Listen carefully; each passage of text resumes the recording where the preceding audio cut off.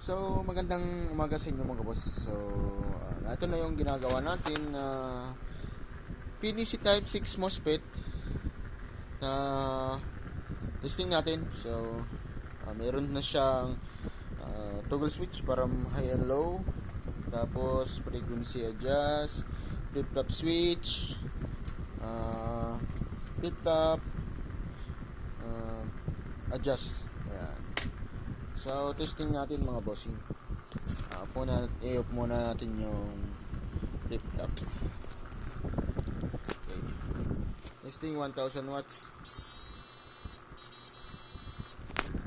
Okay. Naka-high na yata. Yan, test natin sa low.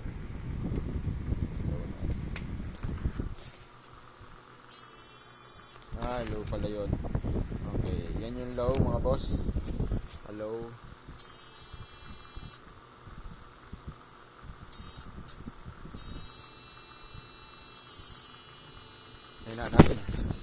Hinaan natin. Ayan. Kasi na kayo mga bossing, walang tagahawak eh. Ayan. Tapos, adjust natin yung toggle switch high. Mas malakas mga boss.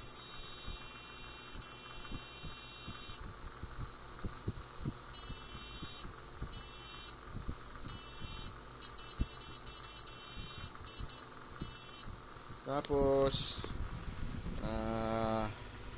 flip-flop natin yung flip-flop. Adjust natin. Sagad. Naka-low. Sagad ng low. Ayan. Kasi na kayo mga bossing at hindi ko pa nagagawa ng switch. So testing pa lang muna bago lahat nilagay sa box. So half yung switch ay yung tensioner ng flip-flop. Mas mabilis na yung flip-flop nya. Adjust pa natin. Ayan. Full na yon. Ayan. Tapos adjust natin yung frequency. Okay. Power. So MOSFET 6 MOSFET lang mga bossing. So may delay pan na din siya. Automatic magpapatay mga boss yung unit, yung blower. Automatic po yan mga bossing. Tapos pag pinagdikit yung output, automatic din siya. Meron na din siyang protect. Okay, patay po yung unit. Okay, pag di mo ulit ipipindutin yung switch, di gagana. Okay. Yan po ang purpose ng protect natin. So, sa mga gusto pong magpagawa ng PDC type, yan, mas malakas po ito kaysa sa transformer type. Ano mga bossing? So ang kaibahan lang po nito ay hindi po ito pwedeng mabasa. Hindi katulad ng transformer type na waterproof na pwede siyang mabasa kahit nag-uulan. Ito naman po ay hindi siya pwedeng mabasa. Saka po mas malawak po ang ground nito kumpara sa transformer type. Ano po mga bossing? Yan po ang advantage at disadvantage ng PDC type. Ano mga bossing? Sana po